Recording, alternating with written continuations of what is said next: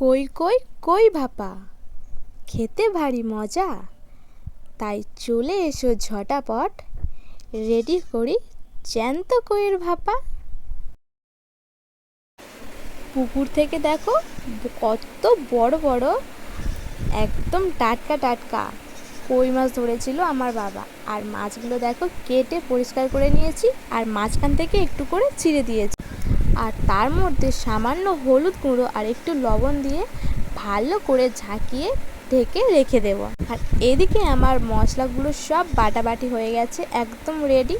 তারপর ওর মধ্যে আরও একটু সামান্য লবণ, শুকনো লঙ্কা বাটা, সামান্য একটু হলুদ গুঁড়ো আর লঙ্কার গুঁড়ো আর জিরে বাটা আর সর্ষে বাটা আর সামান্য একটু সর্ষের তেল, ব্যাস আর কিছু লাগবে না। কই ভাপার জন্য এইটুকুই সামগ্রী যথেষ্ট। আর আমার বাড়িতে একটু ধনেপাতা ছিল, সেটাও দিয়ে দিলাম, খেতে আরও টেস্ট হবে। তোমরা না থাকলে নাই দিতে পারো।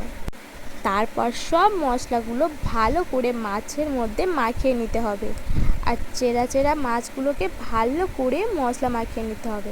তারপর একটা টিফিন বক্সের মধ্যে সব কিছু দিয়ে দেবো, আর মশলা ধোয়া জলও একটু সামান্য দিয়ে দেবো। আর ওপর দিয়ে কয়েকটা চেরা কাঁচা লঙ্কা আর একটু সর্ষের তেল, ব্যাস আর কিছু লাগবে না। এবার 15 মিনিটের জন্য জল দিয়ে কড়াইয়ের মধ্যে বসিয়ে দিয়েছি। আমি গ্যাসেই দিয়েছি, তোমরা উনুনে চাইলে দিতে পারো।